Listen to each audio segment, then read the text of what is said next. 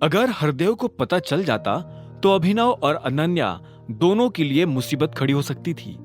जल्दी बाहर आकर उसने अनन्या के कमरे का दरवाजा खटखटाना शुरू कर दिया था। वो दरवाजा खटखटा रहा था, लेकिन उधर से अनन्या कोई जवाब नहीं दे रही थी। ऐसे में जब उसने दरवाजे का हैंडल घुमाया तो पाया कि दरवाजा अंदर से लॉक नहीं था। उसने धीरे से दरवाजा खोला और कमरे के अंदर दाखिल हो गया। उसने देखा कि अनन्या कुर्सी पर बैठकर अपने पैरों पर लोशन लगा रही थी। उसके कानों पर हेडफोन लगे हुए थे और इसी वजह से उसे शायद दरवाजा खुलने की आवाज नहीं आई थी। इतने में अनन्या को भी कुछ सूझा और उसने अपना लोशन वाला हाथ रोक लिया। उसे ये लगा कि कुछ गड़बड़ है। ऐसे में उसने धीरे से अपनी नजर ऊपर की तो पाया कि अभिनव उसके कमरे में खड़ा था। जैसे ही अनन्या की नजर अभिनव से मिली तो वो जोर से चिल्ला पड़ी और उसने कुर्सी के पीछे टंगा टॉवेल उठाया और पैरों को ढक लिया। इधर क्या देख रहे हो? उधर देखो! अनन्या ने जोर से चिल्लाते हुए कहा। अभिनव किसी रोबोट की तरह पलट गया। उसका चेहरा शर्म के मारे लाल हो गया था। भले ही सच ये था कि ना अभिनव अनन्या से प्यार करता था और ना ही अनन्या अभिनव से, लेकिन फिर भी कुछ तो था जो दोनों को एक दूसरे की तरफ खींच रहा था कि तभी अनन्या जोर से उस पर चिल्लाई और बोली, तुम्हारी हिम्मत कैसे हुई मुझसे बिना पूछे मेरे कमरे में आने की? आई एम सॉरी, मुझे सच में आइडिया नहीं था कि तुम मुझे इस हालत में मिलोगी और मैं सीधे तुम्हारे कमरे में भी नहीं घुसा। मैंने काफी बार तुम्हारा दरवाजा खटखटाया, लेकिन जब तुमने दरवाजा नहीं खोला तो मेरे पास सीधा अंदर आने के अलावा और कोई चारा नहीं रह गया था।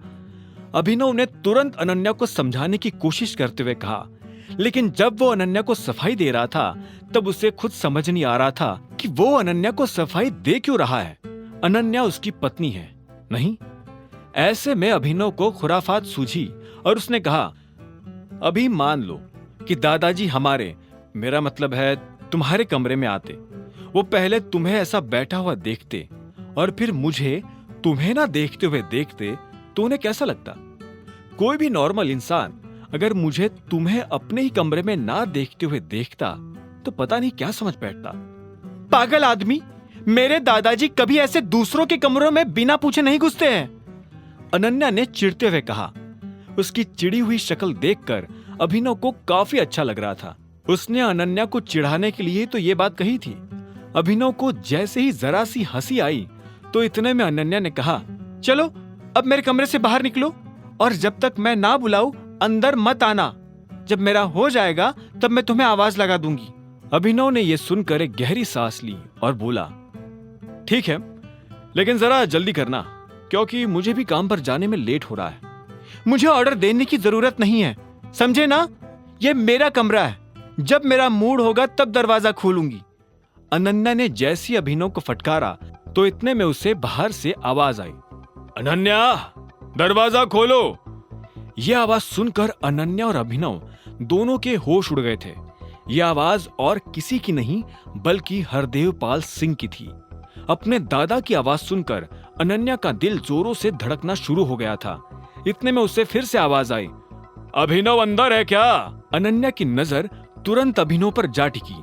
अभी तक जो अनन्या अभिनव को गुस्से भरी नजरों से देख रही थी, अब वही अनन्या आंखों ही आंखों में अभिनव से मदद मांग रही थी। मैं अंदर ही हूं।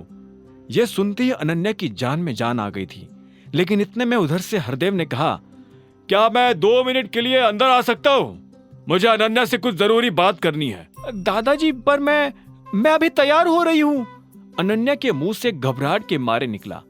इतने में अभिनव की नजर अनन्या से जा टकराई। इससे पहले कि वो कुछ कहता, अनन्या ने उसे चुप रहने का इशारा कर दिया था।